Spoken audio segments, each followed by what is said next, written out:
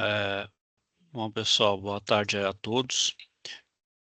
Então, vamos iniciar aí nossa última UC do curso, né? A gente viu a parte de instalação, agora a gente vai para a parte da manutenção das tubulações industriais.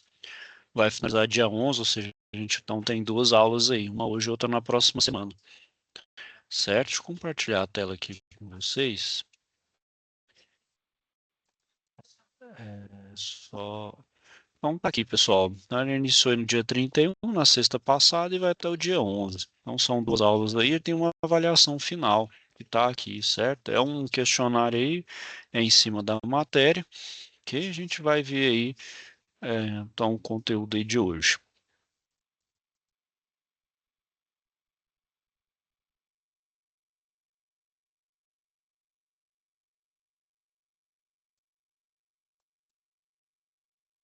Então, pessoal, vamos. Primeira coisa a gente vai falar aí, né? É o chover no molhado, né, pessoal? É a parte de segurança do trabalho, né? Então, todo trabalho que a gente tem que fazer tem que ser com segurança, ainda mais com tubulações, ainda mais se elas estiverem submetidas a altas pressões, né? Então, todo cuidado, né? Qualquer operação ali, claro, dependendo do fluxo de trabalho, a gente tem que fazer ele com todo cuidado, né? Então, pessoal, a gente tem que ter também noção de alguns conceitos na parte de segurança do trabalho, né? Bom, então, pessoal, tem diversos de procedimentos de segurança que podem ser aplicados para mais diversas áreas de serviço. Então, é independente da sua área de atuação, seja ela menos perigosa ou mais perigosa. Então, a gente tem que conhecer as condições que cada serviço, então, pode propiciar ao empregado. Então, de certa forma, a gente qualifica o nível de perigo dessa atividade, né? Então, de menos até uma mais, ou né, uma mínima ou até uma extremamente perigosa. Bom, então são dois fatores que podem gerar ou aumentar o risco de acidente no trabalho. São os chamados condição insegura e o ato inseguro. O que é a condição insegura? Opa, boa tarde aí, Marinho, tudo bem? Tá me ouvindo aí? É, eu já dei uma iniciada aí, né? Eu estou falando da parte de segurança do trabalho. Hoje eu vou falar da parte de mais segurança. Aí na próxima parte de materiais, na próxima aula eu vou falar um pouco da manutenção aí. Certinho? Então, só acompanha aí qualquer dúvida aí, mano, que é só falar, tá bom? Bom, então vamos lá. Como estava continuando, né? Eu estava falando de condição, apesar de parecer a mesma coisa, mas são conceitos distintos. O que que é? A condição insegura, ela é inerente ao ambiente de trabalho ao qual o trabalhador está inserido, ou seja, o ambiente gera perigo ao funcionário de alguma forma, né? Então, ela é do próprio ambiente, né? Não é relacionado ao trabalhador. Já o ato inseguro, ele é relacionado ao trabalhador, porque é ele que gera o ato, né? Então, ou seja, ele gera esse ato. Então, o ato inseguro é do próprio trabalhador. Então, de certa forma, ele se põe em risco, sabendo das consequências, sabendo de toda a orientação sobre o exposto do trabalho dele, né? Então, a gente sabe que a maioria dos acidentes de trabalho são causados pelos atos inseguros, né? Então a gente sabe que a maioria, por exemplo, dos acidentes de trabalho são causados ali por pessoas até com relativa experiência, né? Você vê que é aquela pessoa que tem uma extrema autoconfiança, né? Tem uma extrema autoconfiança ali e ela então é, comete esse ato, né? Não por, por uma intenção, nada desse tipo, é justamente pela aquela autoconfiança, aquela confiante que assim, não vai acontecer nada, já sei como funciona, então nada vai me acontecer. É aí que realmente mora o perigo, né?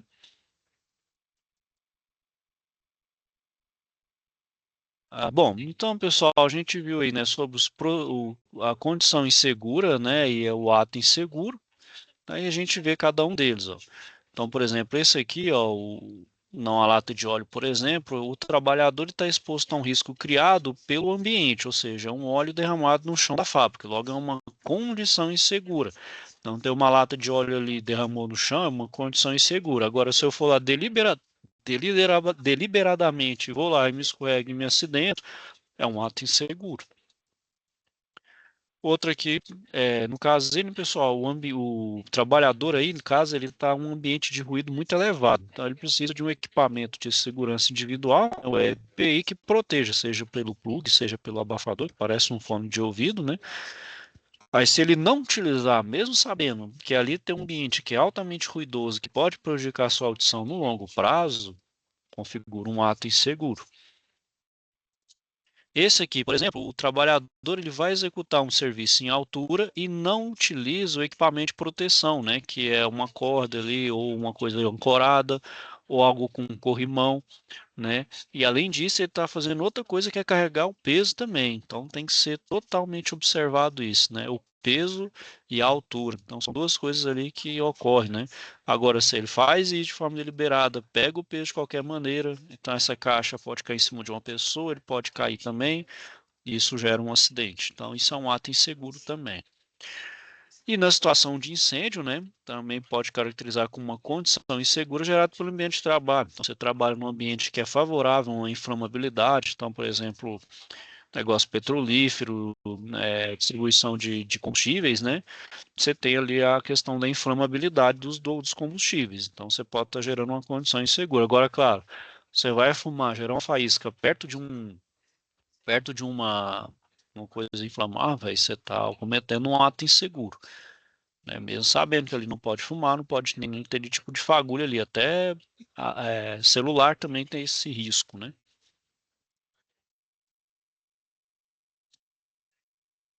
Bom, pessoal, então o uso dos equipamentos de proteção, né, é justamente o principal aí, procedimento que a gente tem para combater os acidentes. Ele assegura o trabalho, né, assegura que o trabalhador possa executar sua função de uma forma segura, amenizando. Não quer dizer que o acidente não vai acontecer, né? Porém, tudo depende do próprio trabalhador. Ele usar seu EPI, executar os procedimentos à risca e corretamente e não tomar atalhos, né? Trabalho seguro é o não tomar atalhos, mesmo que demore algum tempo que tenha problema, faça pelo meio seguro. E a gente tem dois tipos de equipamento de proteção, né? Os individuais e os coletivos, né? Então, pessoal, o EPI, como o próprio nome fala, ele é individual, então é de cada trabalhador. Ele protege, então, de forma individual contra os riscos à sua integridade física e saúde, né? Então, ele é de uso individual. Eles têm validade, né? Pode parecer que não, mas cada equipamento tem sua validade correspondente. Então, por exemplo, nesse exemplo que a gente tem aí, né, que o trabalhador está fazendo um trabalho em altura, então ele está com todo o EPI, né? Então, roupa, uma bota, pode estar usando luva aqui, a gente não está vendo, capacete, óculos também, se for necessário, o equipamento aqui de rapel, né, que é para fazer o trabalho em altura. Então, todos esses equipamentos aqui, pessoal, ele tem uma validade. Cada EPI, ele tem ali um carimbo que determina a sua validade. Então, mesmo que você use com todo o cuidado, tenha todo o zelo, né, pela preservação do equipamento de proteção, mas ele tem uma validade. Depois de certo tempo, ele precisa ser substituído, principalmente peças que têm plástico ali, tecido, entre outras coisas. Precisa ser trocado para a questão mesmo de preservação da própria segurança. Já os EPCs, né, pessoal, ele é para um coletivo, ou seja, ele é para proteção do ambiente, né, dos trabalhadores em um determinado ambiente ali, um local de trabalho. Então, eles podem ser fixos ou móveis e sua instalação acaba aumentando a proteção de todos os colaboradores da empresa. Então, por exemplo, aqui é o guarda-corpo, né? Então, aqui por norma, geralmente, é claro, tem os EPIs que são regulamentados pelas NRs, assim como as normas também, as normas ABNT ali, que é conjugada ali, vamos dizer ali, em parceria com as normas europeias de segurança. Mas o guarda-corpo aqui é uma norma de segurança, né? Por exemplo, a norma que regulamenta as EPIs é a NR6, a norma regulamentadora número 6. Essa aqui, ela é vinculada à NR12 e, claro, tem as normas de projeto também, são outras normas, por exemplo, para fazer o dimensionamento e é, os parâmetros corretos para se fazer um guarda-corpo ali para atender às normas de segurança. Bom, além disso, pessoal, a gente tem os riscos ambientais ao trabalhador segundo a NR. Então, cada NR, a gente tem ao todo aí 36 normas regulamentadoras, cada uma delas vai abordar um aspecto distinto do trabalho. Então, a NR3 é caldeira, é, caldeira e vaso de pressão, a NR12 é segurança de máquinas, né? A NR10 é de eletricidade, né? A 33 é de trabalho em altura, 35 de espaço confinado. Então, né, cada NR ali vai expor os riscos, né, de cada um ali, seja eles físicos, químicos, biológicos, de acidentes e ergonômicos. Então, quais são os riscos físicos? Eles estão relacionados a diversas formas de energia, o qual o trabalhador pode estar exposto. Então, temperaturas extremas, vibração, né, e ruídos elevados. Já se descobriu, por exemplo, que o pessoal que trabalha muito tempo exposto, por exemplo, lá na Avenida Paulista, onde tem muita presença de antena, né, antenas rádio TV, diz que aquelas ondas num processo aí de longo prazo estava trazendo sequelas ao aquele pessoal que estava com contato direto, né? Então, isso aqui são os riscos físicos, né? Então, temperatura extrema, né? Então, metalurgia, vibração, onde tem muita máquina de vibração e os ruídos são tipos desse risco. Já o risco químico, ele é causado pelos agentes químicos que podem penetrar o organismo pela via respiratória, pele ou ingestão. Então, pode ser poeira, neblinas, gases ou vapores, né? Então, por exemplo, quem trabalha, por exemplo, em câmara fria, que o circuito frigorífico é acionado, o fluido refrigerante é amônia, aí tem que ter todo o cuidado, né? Principalmente que a amônia tem suas características ali, né? Ela é inodora e ela pode ser tanto por respirar ou pela penetração pela pele, né? E ela é fatal, dependendo de sua dosagem aí. Por exemplo, quem solda também, né? Então, quem solda gera aqueles gases, os fumos, né? Em ambiente fechado, se não tiver a devida ali deslocamento desses gases, desses fumos ali, isso pode também gerar um risco. Também tem que ser tomado, né? Tem que ter exaustão ali, a famosa, chama de capela, né? Que faz a exaustão desses gases para fora do ambiente. O risco biológico, né? Então, são os micro-organismos que podem infectar, então, o trabalhador por via respiratória, né? Digestão ou pele, e se enquadram nesse tipo de risco. Então, são os fungos, vírus, bactérias, um exemplo desses micro-organismos. O risco de acidente, né? Então, são os riscos ligados ao ambiente do trabalho. Então, eles podem ser gerados, por exemplo, por falta de iluminação, máquinas sem proteção, animais venenosos, ferramentas, entre outros. Os riscos ergonômicos, né? Então, estão ligados à forma como o trabalho é realizado. Então, vai desde a postura inadequada do trabalhador até o esforço físico exagerado ou uma repetitividade excessiva de movimentos. Então, é a má postura, igual, por exemplo, eu estou aqui sentado. É um risco ergonômico, né? Eu estou digitando, estou sentado aqui, eu tenho que ter a postura correta, é para não ter problema na coluna.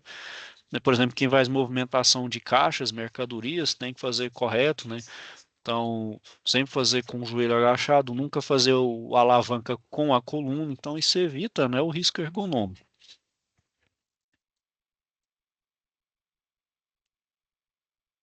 Bom, pessoal, passando para as tubulações, então, né? Então, que a tubulação são o conjunto de tubos, seus variados equipamentos e acessórios, né? Então, válvulas, T's, né?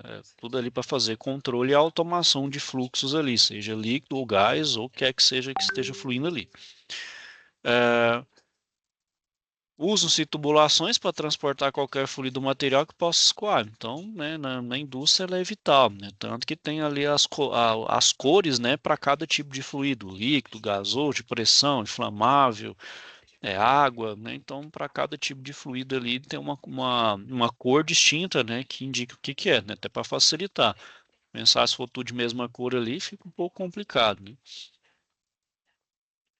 Então, no ambiente industrial vai ter diversas funções para essas tubulações. Então, como eu falei, pode ser de processo, de utilidade, instrumentação, transmissão hidráulica, drenagem, enfim, N funções para a minha tubulação. Bom, então as tubulações de processo são aquelas destinadas ao transporte de fluido para o processo da indústria que está instalado, ou seja, serve para conduzir o fluido pelos diversos equipamentos até chegar ao seu estágio final, né? Então a gente vê isso nos processos químicos, por exemplo, de fluido líquido, né, que precisa passar de um ponto ao outro, de um processo ao outro.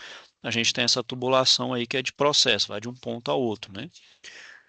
Já as de utilidades, ela é em torre de resfriamento, tem o intuito de conduzir os fluidos auxiliares ao processo principal. Então, para a torre de resfriamento, geralmente são processos que precisa passar por troca de calor, né? Precisa principalmente resfriar, né? Então, você tem um processo ali que gera calor, eu preciso resfriá-lo. Para isso, eu vou utilizar a torre de resfriamento. A mesma torre de resfriamento, por exemplo, que é utilizada no sistema de ar-condicionado. Mas, claro, tem uma torre de resfriamento para cada coisa, né? Um, por exemplo, para essas utilidades e outro, por exemplo, para ar-condicionado. Bom, então as tubulações podem não só servir diretamente ao funcionamento da indústria, mas também funcionar como os outros sistemas auxiliares, por exemplo, de refrigeração, aquecimento, ou até mesmo outras finalidades, como manutenção, limpeza ou combate a incêndio. Já as tubulações para instrumentação, elas vão para transmitir sinais de transmissão para as válvulas e instrumentos automáticos, então utilizando ar comprimido ou nitrogênio, geralmente é para as diferentes demandas da minha indústria, né? Então as tubulações não é para transporte de fluido, é só para por exemplo, gerar pressão ou alguma coisa nesse sentido para os diferentes processos. Já as tubulações de drenagem é para conduzir os efluentes dos processos industriais até seu destino. Então, ela é diferente das de utilidade, né? As de drenagem, por exemplo, elas não trabalham sob pressão, né?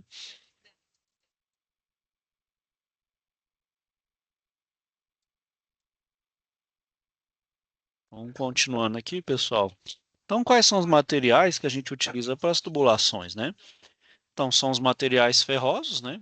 Onde tem a gente a família de aço carbono, são os mais utilizados, o aço liga, aço inoxidável, por exemplo, a indústria alimentícia usa bastante, né? Até porque o meu processo de alimento não pode ter nenhum tipo de contaminação, né? Até porque é alimento para consumo, né? Então, se tiver algum problema de contaminação ali, você pode desperdiçar todo um lote ali, né? Então, para garantir isso, você utiliza o aço inoxidável. Tem o ferro fundido, o ferro forjado, entre outros. Os não ferrosos, aí tem um cobre, latão, alumínio, chumbo. Os não metálicos, como por exemplo PVC, acrílico, cimento, vidro, cerâmica, etc. E o aço com revestimento interno, por exemplo, de zinco, materiais plásticos, vidro, concreto e etc. Né? Então, claro, né, a escolha do meu material vai depender do meu campo de aplicação, né? Qual que é o fluido, né? Qual que é o fluido que eu vou utilizar, se é alimento, né? Se o meu fluido não reage quimicamente com com o meu tubo, né? Ou seja, ele tem que ser compatível, né? Inerte quimicamente. Essa compatibilidade tem que ser, na verdade, incompatível, né? Um não pode reagir com o outro, senão traz problemas, enfim, aí tem que pensar, né, na hora da escolha do material meu tubo.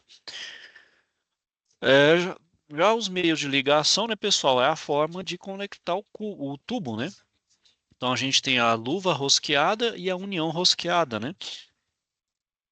Então, nesse tipo de ligação rosqueada, nos dois tipos aí, ele é usado preferencialmente nos tubos de pequeno diâmetro, pois ele tem baixo custo e fácil execução de montagem e desmontagem. Por exemplo, eu utilizo ele nas linhas de água potável e de combate a incêndio.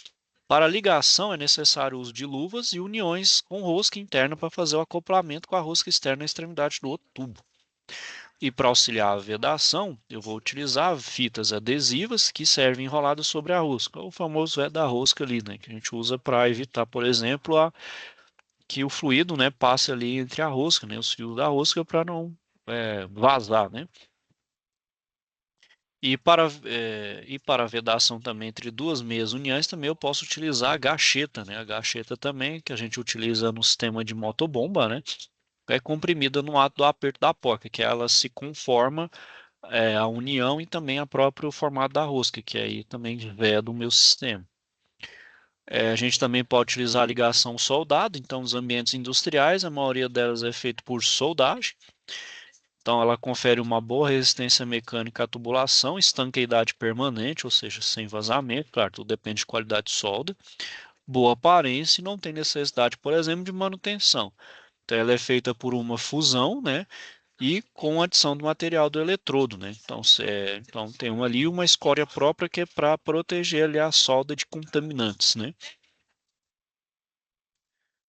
As ligações flangeadas, ela é feita essencialmente a partir de dois flanges, né, jogo de parafuso ou estojo com porcos e uma junta de vedação. Sua principal vantagem é a facilidade de montagem e desmontagem. Então é comum, por exemplo, utilizar esse tipo de ligação para ligar os tubos e seus acessórios. As flanges elas podem ser ligadas ao tubo de forma integral, ligado por solda de topo ou flange de pescoço, por solda de ângulo, né, flange sobreposto em encaixe de forma rosqueada e de forma solta, flange solta utilizado em tubos inox, ou em forma de disco para fechar extremidades ou bocais, que é o flange cego. E a junta de vedação, né, que é um elemento, construi um elemento de máquina, é necessário, né, o uso de juntas para garantir vedação da ligação. Essas juntas podem ser feitas de materiais não metálicos, né, pode ser borracha natural, sintético, papelão hidráulico, né. Então, a junta de vedação, ela junta ali duas partes, né, e ela se conforma ali, porque por mais que os materiais estejam bem acabados, polidos ali, ele tem uma rugosidade. Então, essa junta é justamente para aparar, né, essas pequenas imperfeições e faz um melhor acoplamento. Isso evita principalmente o vazamento de fluido.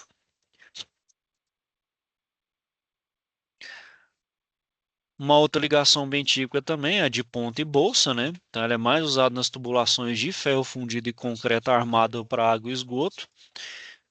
Principalmente, pessoal, porque o ferro fundido e o concreto, eles são bons para compressão, porém eles são ruins de tração.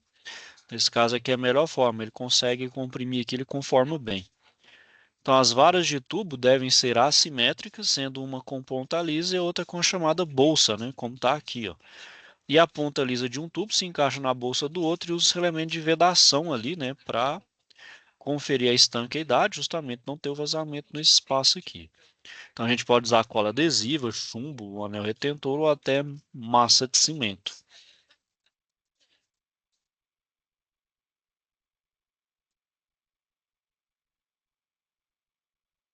Bom, outros componentes que fazem parte do sistema de tubulação, pessoal, são as válvulas, né? Então a função dela é estabelecer, interromper e controlar o fluxo de uma linha. A gente tem diversos tipos de válvula. Então a gente tem a de bloqueio, né? Que é para interromper ou estabelecer o fluxo de uma linha, ou operando apenas totalmente aberta ou fechada. Então, tem exemplo de válvulas de bloqueio, por exemplo, a gaveta, a válvula macho, a válvula esfera, né? Então, ela é para bloquear, né? Já as de regulagem é para controlar o fluxo. Enquanto essas aqui é simplesmente de ligar e desligar, abriu totalmente ou fechou totalmente, essa aqui consegue fazer a regulação. Então, de menos aberto até aberto totalmente, né? Então, pode ter essa carga parcial. Então, a gente tem a válvula globo, a válvula borboleta e a de agulha, né? E outra tem válvulas que permitem um fluxo em um só sentido, né? Então, por exemplo, ela permite o fluxo no sentido e, vamos dizer assim, ela bloqueia. Então, por exemplo, a gente tem a válvula de pé, né? A válvula de retenção de pé, a válvula de retenção, a portinhola, entre outros. Principalmente aqui, né, pessoal, na válvula de sucção, por exemplo, de sistema de água, né?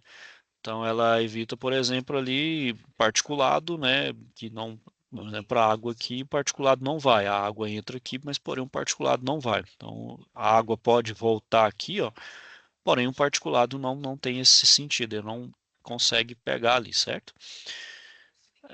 Bom, a outra são as válvulas que controlam pressão de montante e jusante, né? Então, a válvula de controle a montante serve para regular a pressão de tubulação no trecho antes da sua localização e todo o trecho da tubulação que vem antes do acessório, né? Então, o trecho da tubulação que vem antes do acessório é montante. Então, por exemplo, a válvula de segurança é alívio, né? Então, tem uma pressão ali, ela está acima, então ela supera, por exemplo, aqui essa mola aqui e se alivia, né? Ou seja, ela alivia a pressão para poder regular ali. Já a válvula que controla a jusante serve para regular a pressão no trecho após sua localização. Então, por exemplo, essas válvulas aqui de incêndio, né, para regular o fluxo de água.